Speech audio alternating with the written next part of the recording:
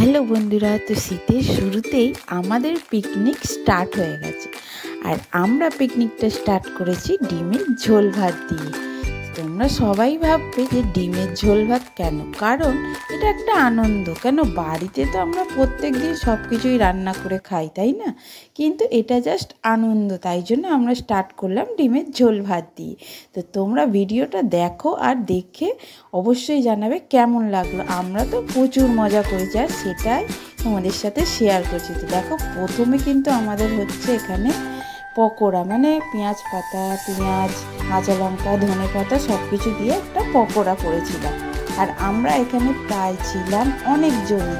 তো দেখেছো, আমাদের এখানে সোনাই দিদি কাটতে বসে গেছে কুটনো, ওই সব কুটনোটা কুটেছিল। আর আমাদের এখানে পকোড়ার সব কিছু রেডি করে রাখা ছিল। আর এখানে ভাস্বতী চলে এসেছিলো ডিম ছাড়াতে। ও খুব সুন্দরভাবে ডিমগুলো ছাড়িয়ে দিচ্ছিল আর আমি একটু ক্যামেরা ধরে দিচ্ছিলাম। ও আমাদের সঙ্গে প্রচুর মজা করেছে। মাঝে মাঝে এরম ফিস্ট যদি করা হয় তাহলে খুবই ভালো লাগে। আর কাঠের জালের রান্নার টেস্ট যে কত সুন্দর, আশা করি যারা খেয়েছো তারা অবশ্যই বলতে পারবে।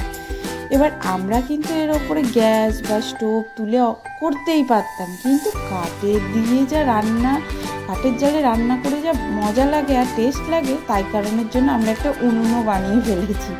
আর পিকনিকটা হচ্ছে আমাদের বাড়ির ছাদার। এখানে দেখো বুড়ি দিদি আমাদের, জয়িতা এখানে পেঁয়াজি ভেজে বের করে ফেলছে তাড়াতাড়ি করে ঝপঝপ।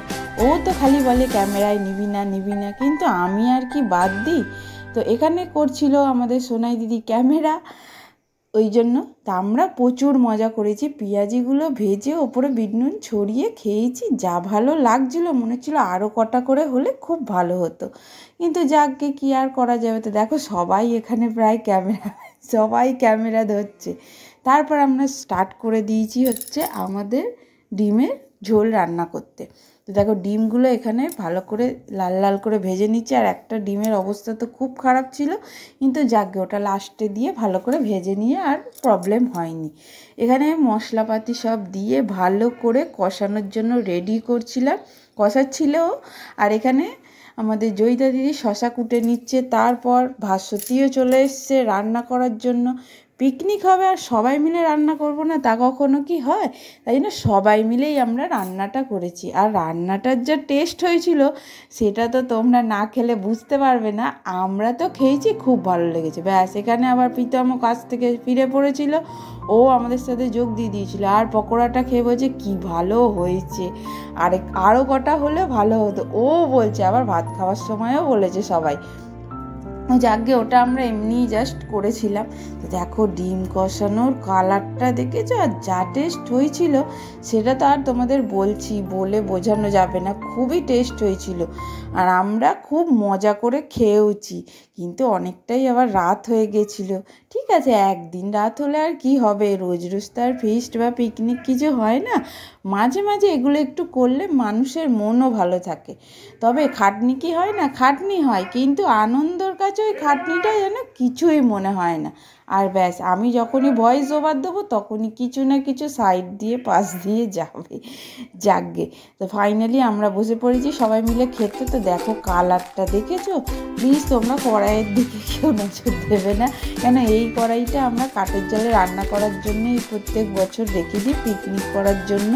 তো দেখেছো, এখানে ভাত বেড়ে নেওয়া হচ্ছে, দিয়ে সবাই মিলে বসে খাবার একটা আনন্দই আলাদা। এই যে আমার বড় চলে এসছে এখানে, ও ছিল কিন্তু ও বেশি ক্যামেরাতে আসতে চায় না।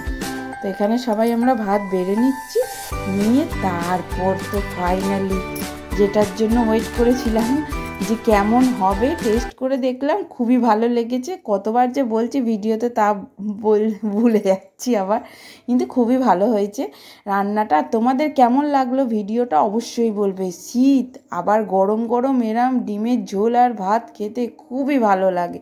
তো চলো, টাটা, সবাই ভালো থেকো আর সুস্থ থাকো, আর অবশ্যই সবাই ফলো করে দিও।